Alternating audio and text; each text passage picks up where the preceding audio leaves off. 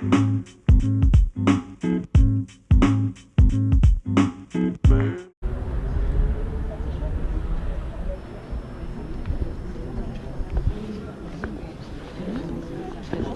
colonialisme est né pratiquement en 1492 avec la conquête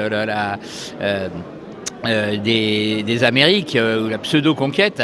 Et qu'est-ce qui se passe? On invente à ce moment-là à la fois l'impérialisme, le capitalisme et le colonialisme.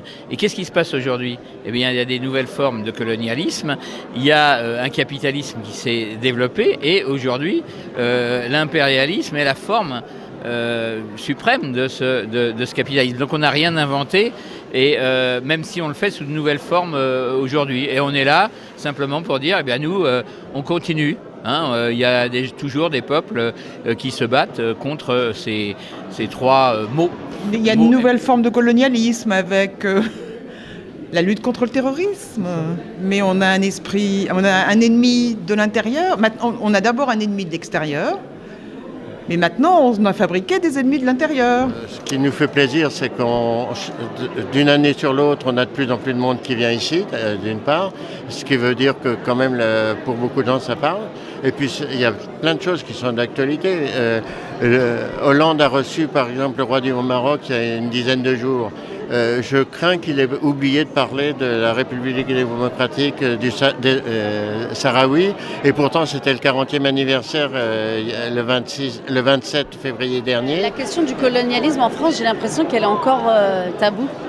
J'ai l'impression que nos institutions, bien évidemment je parle pas de la société civile, mais j'ai l'impression que nos institutions, peut-être par remords ou encore par culpabilité, n'évoquent pas le problème du colonialisme dans le passé, et surtout ses conséquences encore présentes, et surtout qu'on a encore des cas de colonialisme dans le monde, notamment en Palestine, comme tout le monde le sait. Le colonialisme, il est plus que présent. C'est ça.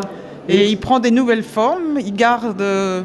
Peut-être que la violence spécifique de l'État colonial, du joug colonial, n'est plus tout à fait là, mais il y a des formes violentes quand même, dont sont victimes les défenseurs des droits humains, par exemple, mais aussi les gens qui luttent pour la terre, les gens qui luttent contre l'emprisonnement, les gens qui luttent aussi contre le racisme. Il y a des relents coloniaux dans la politique actuelle. Quand ils parlent de la déchéance de nationalité, de qui ils parlent, de qui ils visent? Ce n'est que les migrants, ce n'est que les enfants des migrants, ce n'est que les enfants des Maghrébins, des Sénégalais, des Maliens, des Mauritaniens, et tout cela qu'ils visent. Valls, par exemple, il a la binationalité, il est issu de l'immigration. Sarkozy aussi. Et pourtant, eux, jamais sont considérés comme issus de l'immigration. Il prend parfois la forme de loi scélérate, comme la loi sur le voile, par exemple, pour moi qui est directement liée. Parfois, il prend le sens des violences policières, par exemple.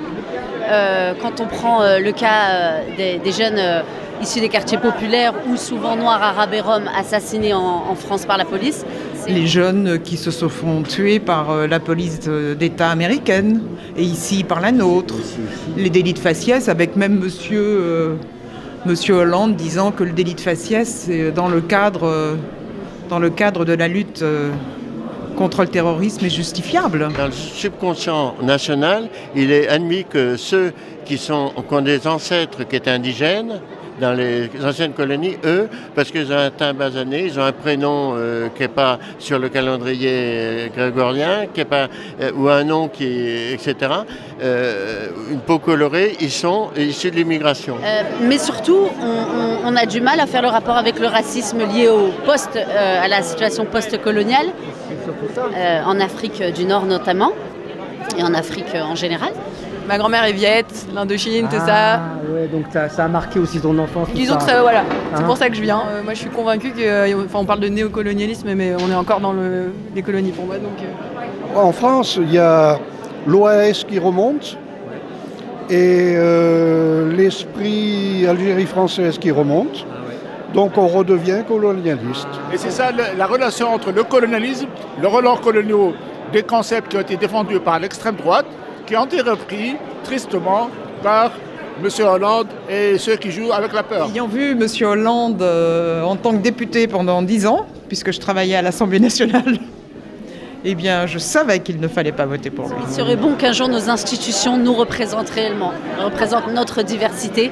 Et quand je dis diversité, c'est pas le mot super moralisateur que nos chers dirigeants blancs ont l'habitude d'employer. Je parle de la vraie diversité, celle des quartiers populaires, celle des Noirs, des Roms, des Arabes. Un salon comme ça, je sais pas. Je me demande même si vraiment il sert à quelque chose. Les gens ont leurs idées, et puis c'est pas la majorité quand il vient dans ce genre de salon.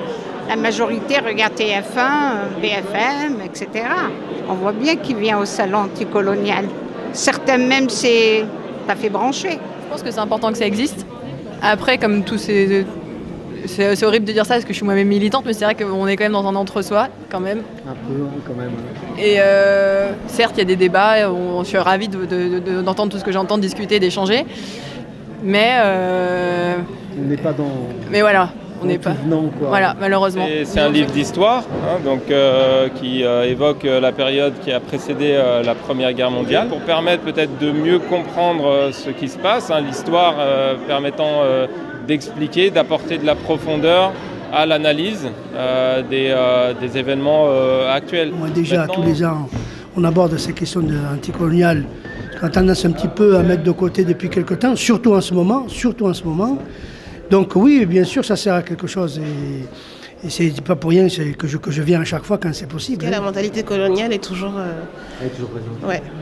Et que la question du racisme, elle est liée à cette question coloniale. À quoi ça sert tout ça je vais te dire, ça fait 11 ans qu'on l'a fondé. J'en sais trop rien. Mais je pense qu'on a apporté au moins, remettre dans le débat, c'est la question coloniale qui était enfouie comme un truc vieux qui s'était arrêté à la guerre d'Algérie.